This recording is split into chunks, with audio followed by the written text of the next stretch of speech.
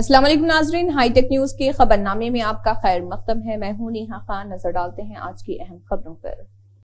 Japan में शदीद जलजले के बाद हिंदुस्तानी सिफारतखाने ने अलर्ट जारी कर दिया। जापान में हिंदुस्तानी सिफारतखाने ने इस पीर 1 जनवरी को आने वाले ज़बरदस्त जलजले के बाद मुल्क में फंसे हिंदुस्तानी शहरियों के लिए हंगामी नंबर जारी कर दिए हैं। इसी के अलावा सिफारतखाने ने हिंदुस्तानी शहरियों के लिए इमरजेंसी कंट्रोल रूम भी कायम किया है। साथ ही इसी के मुतालिक सोशल मीडिया प्लेटफॉर्म पर पोस्ट में और ईमेल आईडी पर भी जाकर राब्ता किया जा सकता है।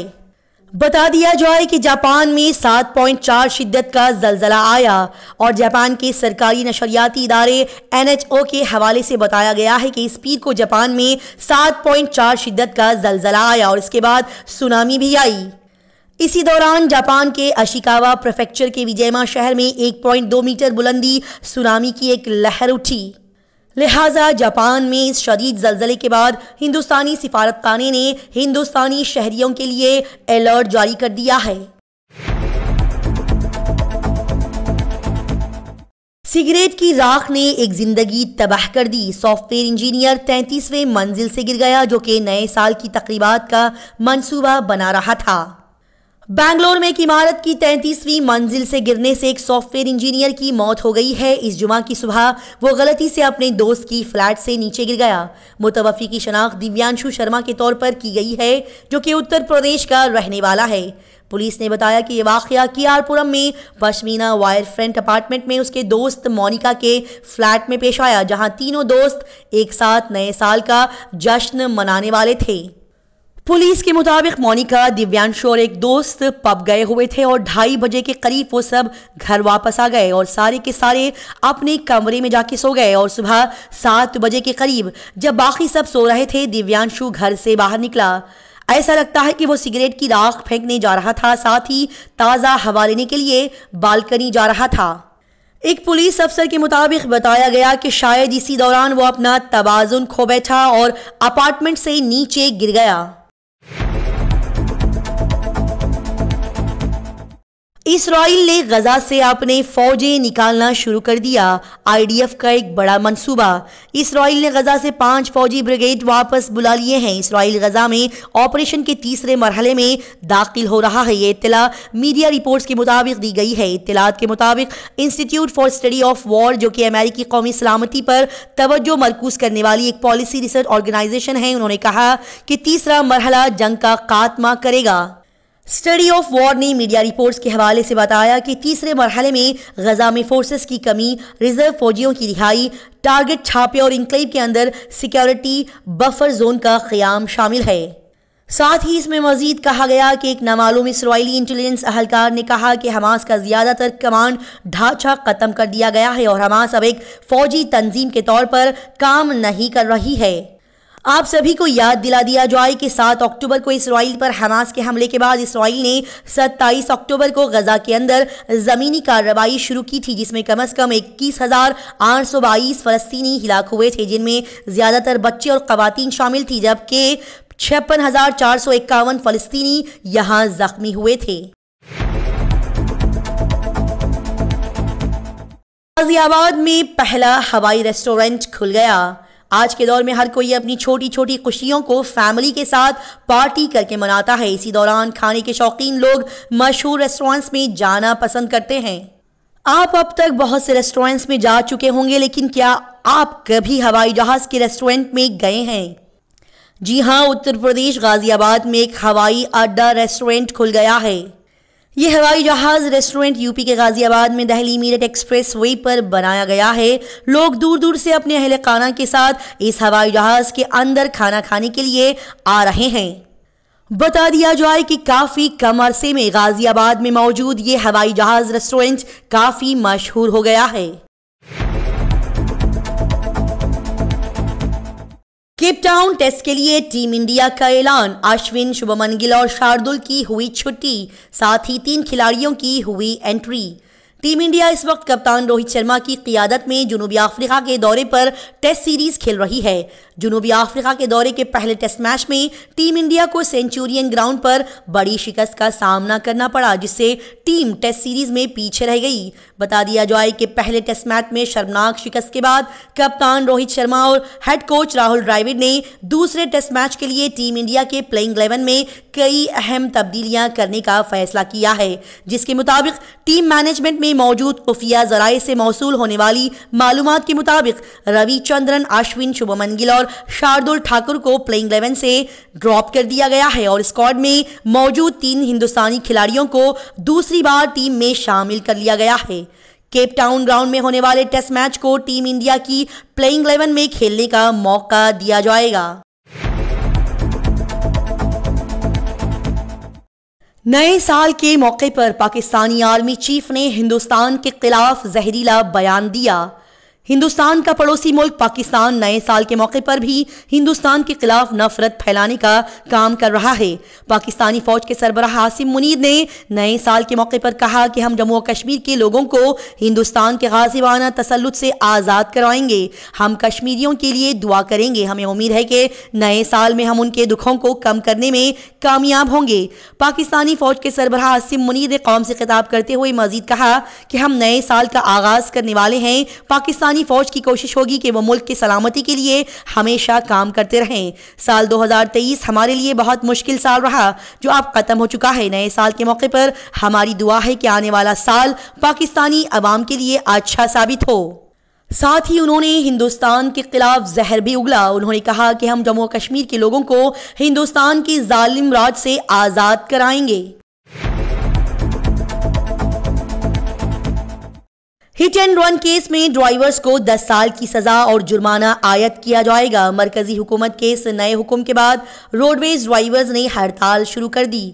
इस पीर को Uttar Pradesh roadways driver operators association ने मरकजी हुकूमत के लाए गए नए कानून के खिलाफ हड़ताल शुरू कर दी है। सुबह से ही ड्राइवर्स इस कानून के खिलाफ रोडवेज पर जमा होकर एहतजाज कर रहे हैं। बस ड्राइवरों ने मुत्तहद होकर इस कानून के खिलाफ आवाज बुलंद की है। उनकी कोशिश ये भी है कि प्राइवेट बस ड्राइवर्स और एम्बुलेंस ड्राइवर्स भी उनके साथ हो जाएं और कई ऑटो ड्राइवर्स भी अपनी गाड़ियां पार्क कर रहे हैं और उनकी हिमायत में रोडवेज कॉम्प्लेक्स पहुंच रहे हैं। इसी सिलसिले में एक मेमोरेंडम एआरएम और सिटी मजिस्ट्रेट को भी दोपहर 1 बजे भेज दिया गया। ड्राइवरों का कहना है कि वो खुद भी नहीं चाहते कि कोई हादसा पेश आए, लेकिन हादसा अचानक होते हैं। लेकिन हुकूमत ने अब एक नया कानून बनाया है जिससे किसी हादसे की सूरत में ड्राइवर्स को ही बराह रास्त जिम्मेदार ठहराया जाएगा, जिसमें 10 साल की सजा और जुर्माना भी उन पर आयद किया जाएगा। ड्राइवरों ने बताया कि हड़ताल इसी कानून के खिलाफ शुरू की गई है और ये आइंदा भी जारी रहेगी। न्यू ईयर की पार्टी मनाकर वापस आने वाले 6 दोस्त एक साथ जाम बहक हो गए। उनकी कार डिवाइडर से टकराकर उलट गई। नए साल के पहले ही दिन झारखंड के जमशेदपुर से एक बुरी खबर सामने आई है। खौफनाक सड़क हादसे में 6 दोस्त जाम बहक हो गए। ये वाकया बिस्तोपुर थाना इलाके के सर्किट हाउस इलाके में गोल चक्कर के करीब पेश आया। एक रिपोर्ट के मुताबिक एक तेज रफ्तार बेकाबू कार पहले डिवाइडर से टकराई और फिर दरख्त से टकराकर उलट गई। इस हादसे में कार में सवार 6 नौजवानों की मौत हो गई। यह हादसा इतना जोरदार था कि उसकी आवाज दूर दूर तक सुनी गई और आसपास के लोग अपने घरों से बाहर निकल आए। फिर से बता दिया जाए कि 6 अफराद मौके पर ही जान की बाजी हार गए। मुकामी लोगों ने वाक़े की इत्तला पुलिस को दी, जिसके बाद पुलिस ने मौके पर पहुंचकर इन लाशों को अपनी तहवील में लेकर पोस्टमार्टम के लिए भेज दिया। अब पुलिस ये जानने में मसरूफ है कि ये 6 मुतवफ़ी नौजवान पार्टी मनाने के लिए कहां गए हुए थे।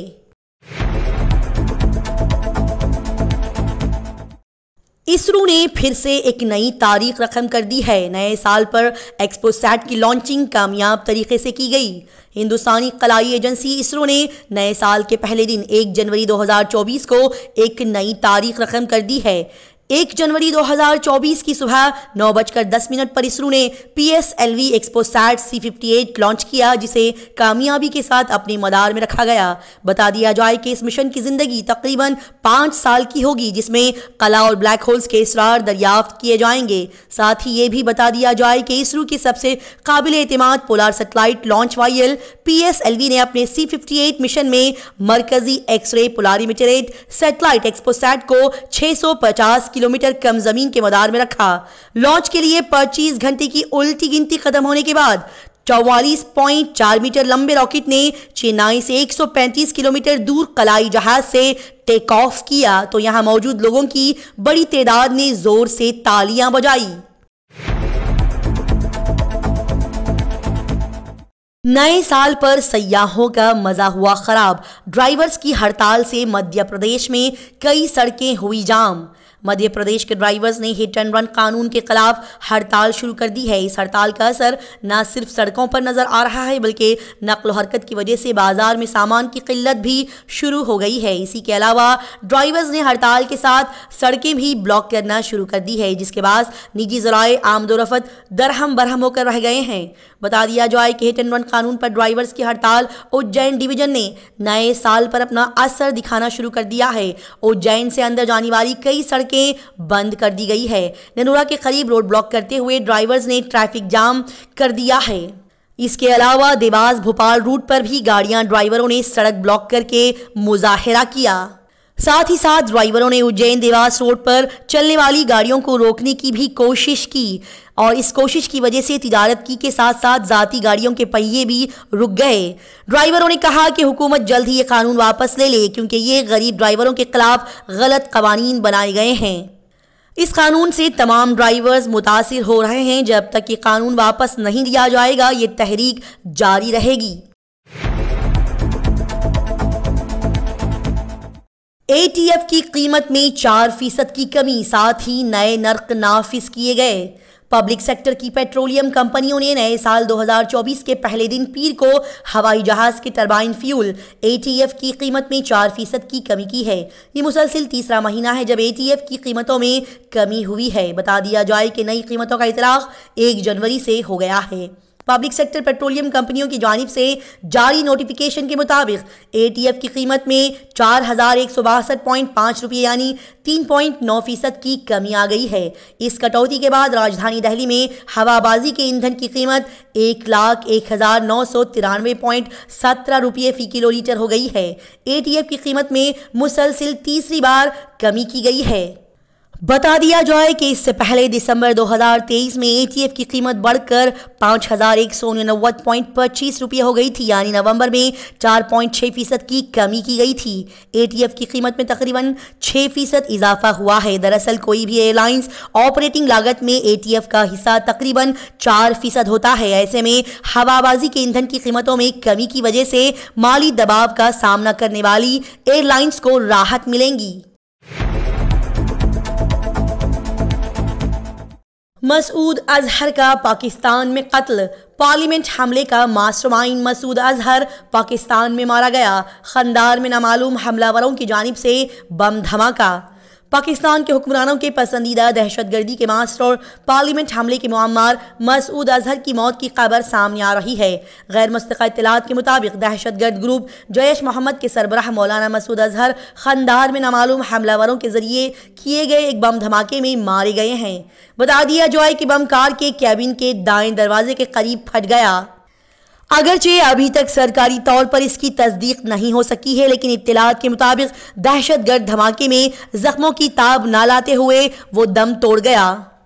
साथ ही ये भी बता दिया जाए कि जैश मोहम्मद एक पाकिस्तानी जिहादी तंजीम है जिसके दहशतगर्द जम्मू और कश्मीर समेत हिंदुस्तान की कई रियासतों में दहशतगर्दाना हमलों में मुलविस रहे हैं। इसी की बुनियाद मार्च 2000 में मसूद अजहर ने रखी थी। जब जनवरी 2002 में हुकूमत पाकिस्तान की तरफ से इस पर पाबंदी लगाई गई तो जैश मोहम्मद ने अपना नाम तब्दील करके खद्दामुल इस्लाम रख लिया। इसी के साथ हाईटेक न्यूज खबरनामा इख्तिताम को पहुंचता है। अल्लाह हाफिज।